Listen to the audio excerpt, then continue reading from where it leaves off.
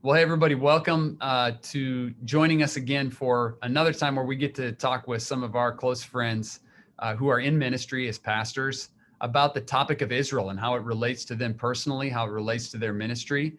And we've been talking to a lot of different pastors, some around the world. And today we have the privilege of talking with one of our own here at Gateway, Pastor Matthew Hernandez, who oversees our Next Gen ministries at our main South Lake campus. Matthew and his wife, Brittany, are lovers of Israel. They've been to Israel many times. And so I wanted Matthew, to come on and talk with us about how the Jewish foundations of Christianity have really made an impact on them and their family. And they have a unique story to tell. So thanks for joining me, Matthew, and take it away. Man, thank you so much, Nick, for just inviting me to be a part of this. I'm honored. This is real fun.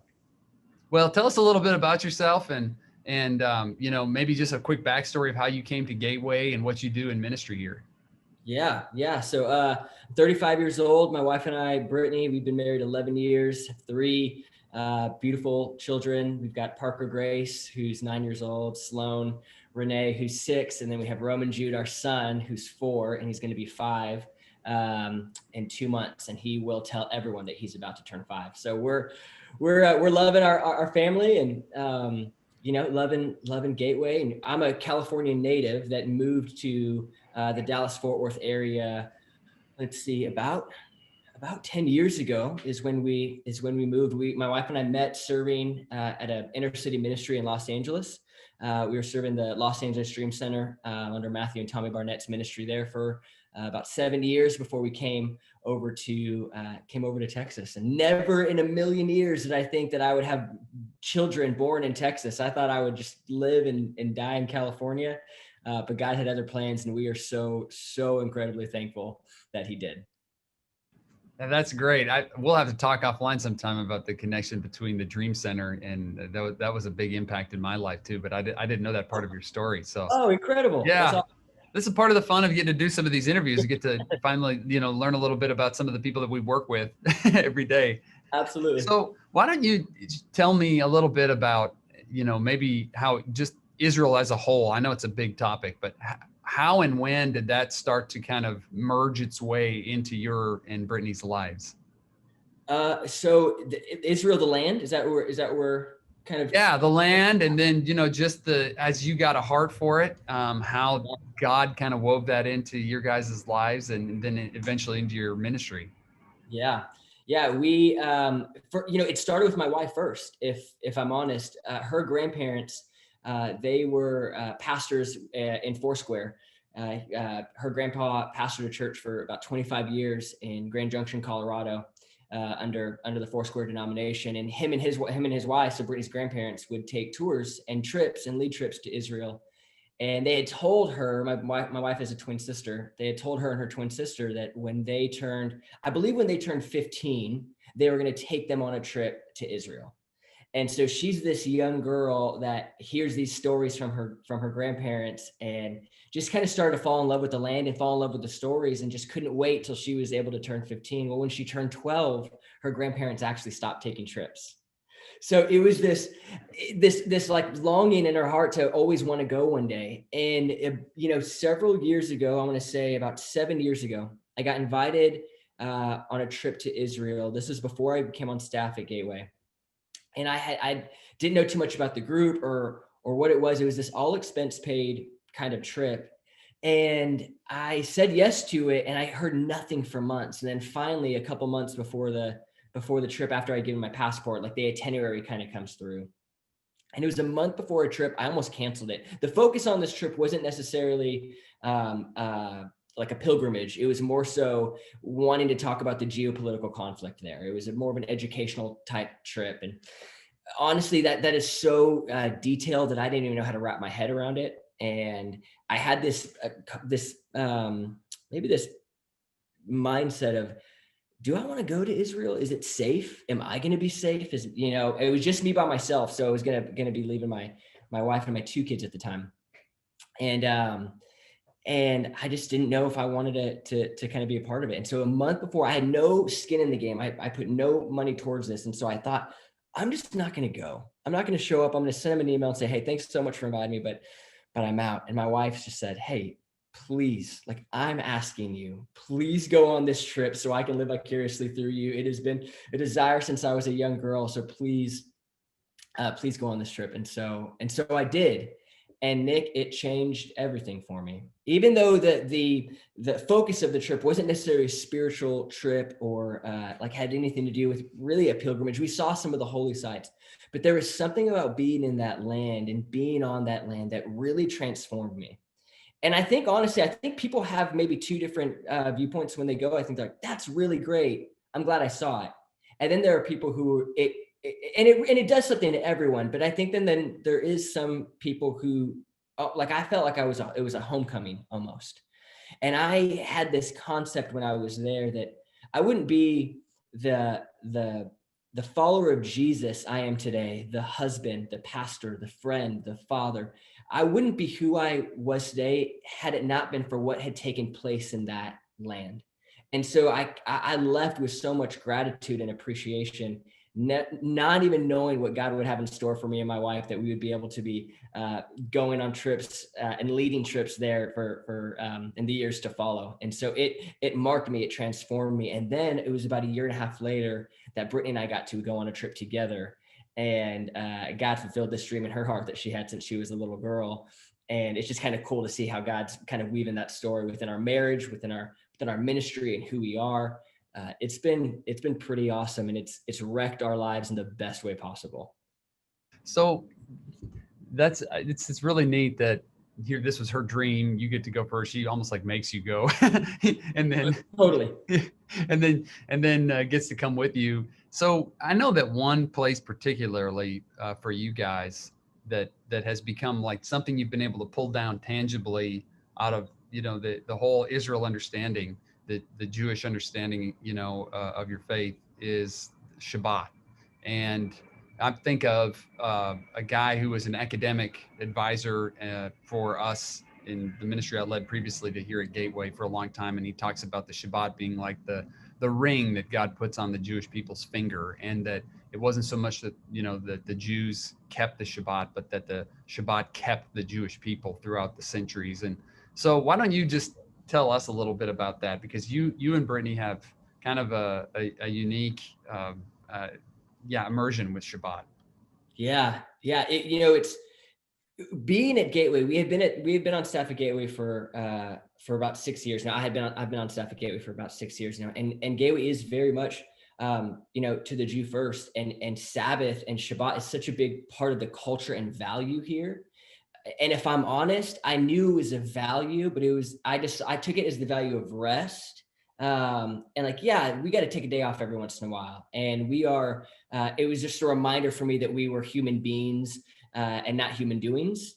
And that was kind of it for me. I just thought, okay, great. I have to rest and I have to have a healthy pace. I have been in ministry long enough that I have ran a pace that was unsustainable and almost pretty detrimental to my health and didn't do well for my marriage. And so I just thought of this concept of, okay, I need to rest some more. And that was it. I looked at it as a day off, and that was pretty much it. But we all know days off are things that we still work on our day off, right? The work that we do is just the work that we don't get paid for. We mow the lawn, we catch up on, housework around the house, whatever it may be. It's just all the work that we actually don't get paid for, instead of ceasing and stopping and delighting in the Lord and in his presence, and really doing what Jesus did in the New Testament and withdrawing to the lonely places, often to the solitary place, so that we can receive from the Father, right?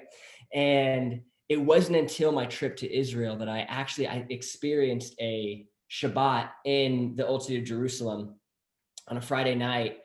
And I remember going into this home, and there was, this table set up, and they have the bread and the wine and just kind of all the elements on the table. And I remember taking out my phone. I have my phone here. I remember taking out my phone to take a picture of the table. And the woman of the home, she just very politely said, "I'm going to ask that we, as a group, we capture this in our hearts and not on our phones. Because at Shabbat, we have no phones at the table. There's no technology." And so I, sheepishly took a picture right away and then put my phone back in my pocket.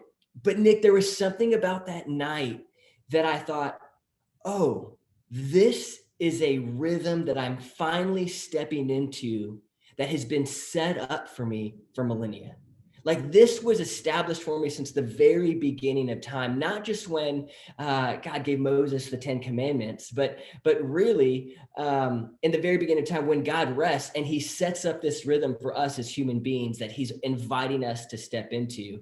And I thought, for once in my life, I'm actually willingly stepping into this, and it marked me. It was September that night took place, and that was 6 years ago. And ever since then, my family and I have stepped into this rhythm of Shabbat. And every single time we step into this rhythm, we feel like we're stepping into something sacred, something holy, something that God has blessed.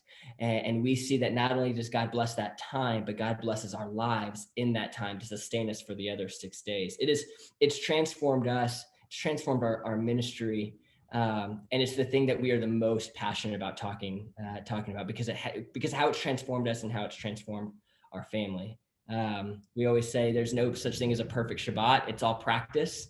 And that's what we try to get people to wrap their minds around, is we don't have to have a perfect Shabbat. It's not always going to feel great, but it's a practice that Jesus invites us into, that we need to step into, that that's for our benefit, not for his. That's such a great point. I feel like that when we host people at our home for Shabbat too, that there's this apprehension because it's sort of well, what do? I don't want to do it wrong. And so I love what you say there, that it's just a practice. You're literally practicing every week and learning and growing every week, every year. And then, yours, I'm sure that just you and Brittany feel right now after 6 years, there's some things you've learned, some boundaries that you put up to where, that doesn't work for us. That violates our Shabbat or whatever. So this is a great piece of advice. Yeah. We filter everything through the lens of, because I think there's a lot of questions. Can I do this? Can I do this? Should I stay away from this? There's all of these questions. And I think they're actually the wrong questions, because everything that we filter the lens through, is it rest or is it worship? Those are the two questions we ask ourselves when it comes to Shabbat for us. Is this rest and is it worship? And if it doesn't fall within those two categories, then we just simply don't do it. So Shabbat has helped us say no a whole lot and get really comfortable with the word no, and understanding that maybe some people may be disappointed, or we may let some people down, but at the end of the day, and it's not something that we hold really like white knuckling. It's not legalism for us, and we don't really hold tight. We really hold it open-handedly. But because we want the benefits for our family, we always ask, is it rest and is it worship? And if not, then we just simply don't do it. So I would imagine that for you, what's so great about this and why I thought about you was how you guys have taken one of the most applicable forms of the Jewish foundation of your faith, which really predates the covenant with the Jewish people, right? I mean, this is Genesis 2. This is many chapters, 10 chapters before God even says anything to Abraham, before Abraham even comes on the scene. And that for me was so revelatory when I sat with a pastor who was in ministry with Pastor Robert back in Shady Grove, and said, when we do this Shabbat, we're not trying to be Jewish. We're trying to just be like God, who himself rested. So I love that you guys took the most practical way and started doing it. So how has that just enabled you and Brittany in your ministry, especially with next gen who don't necessarily, know how to sit still very well? How have you guys found that this understanding, this really core Jewish foundation of your faith has helped you in your ministry? Yeah, I think for us, I think I said a little bit earlier, for us, it's just about rhythm. And being over next gen and seeing kind of the things that this generation is going through, we're really busy. We like being busy. We like the dopamine hit that we get when our phones, send off a notification, or we get an Instagram notification, or a new video on TikTok, whatever it is they're doing. For us, for I'm 35 years old. For me, it's a new email or a Slack message or whatever it may be. It's this, somebody needs me. My phone is alerting me. And so there's this dopamine hit. And we like staying busy. And there's this quote, not original to me, but the quote is, if the enemy can't make you sin, he'll make you busy. And you may think, well, I'd rather be busy than sinning, but they have the same effect. They both cause disconnection from God. So whether we're sinning or whether our lives are busy, it's causing a disconnection with our Creator. And what Sabbath does for us is it helps us stop and cease all of that to focus on what matters. And so even when we look at the story of Exodus and these Hebrew slaves who were rescued out of Egypt, and God gives them these 10 commandments, the one that he spends the longest on is the Sabbath, because all these Hebrew slaves knew were to be slaves in Egypt, and to work for Pharaoh and to keep up their brick quota. And every day it was bricks, like more things that they had to do for Pharaoh. And God is telling them, hey, again, like I said earlier, you are not a human doing, you're a human being. And he says, just take one day a week and rest. He's inviting them into a whole new rhythm that they were not used to. And some of them couldn't do it. When you read scripture, you realize some of them couldn't do it. Some of them couldn't actually trust God that they could rest. And so they still work on the seventh day, which, I mean, I say this all the time. I think maybe the easy thing was to get these Hebrew slaves out of Egypt. The harder thing may have been to get Egypt out of them. And I think that we all have some Egypt inside of us. I know that I do. And so Sabbath helps me get rid of the Egypt. We still have bricks now in 2020, except our bricks look like this little device that tells us we have to work more, we have to do more, we have to be more, we have to produce more. And Sabbath says, stop, you're enough. And that's what has transformed us. And so for us whether it's a teenager, whether it's a young adult, whoever it may, whether it's a busy mom with newborns at home, whatever it may be, inviting them into this sacred rhythm. I don't like the word balance because I don't think there's such thing as a life that has balance. But some of the most beautiful songs that I've ever written have a beautiful rhythm and cadence to them. And I want rhythm for my life. And no matter how busy we find ourselves, no matter what stage of life we find ourselves in, no matter what age we are, there's a rhythm that God invites us into. And so this is not a thing that applies to a 65-year-old who is looking at retirement. This does not apply to a 40-year-old pastor who needs to value Sabbath because he needs to be restful for his congregation and for his family. This applies to every single one of us. And we miss something vital and important when we don't step into it, is my firm belief. Yeah, amen. It's so good. You explained that so well. And I'm just really grateful you and Brittany are championing this in the next generation. And because I think it's a really big deal. And that's obviously why God reminded, I think, like 126 times in the Hebrew scriptures of the Old Testament to keep the Sabbath. Yeah. Like you said, we're all prone to just, you feel restless when you're sitting still. You feel it really challenges your identity and your value, in who you are if you can't be productive. So, well, Pastor Matthew Hernandez, thank you so much. We really loved hearing from you, and just really are. I say this to you personally. I'm just so grateful for you and Brittany and your interest and how you guys are carrying this for the next gen. And it's really special to see. So thanks for sharing your heart with us today. And I just look forward to continuing to work with you guys, and maybe sometime we can have Shabbat together. That'd be pretty awesome. So, I'm in. Yeah. I'm in. Thank you so much. It was an honor. Thank you, Nick. Yeah. Well, everybody, thank you for tuning in. If you want any more information on Shabbat or any of the Jewish foundations of your faith, you can go to our website, centerforisrael.com, and you can find a lot more resources there that can help you step into an engagement with the Jewish foundations of your faith that will really revolutionize your walk with the Lord. So thanks for joining us today.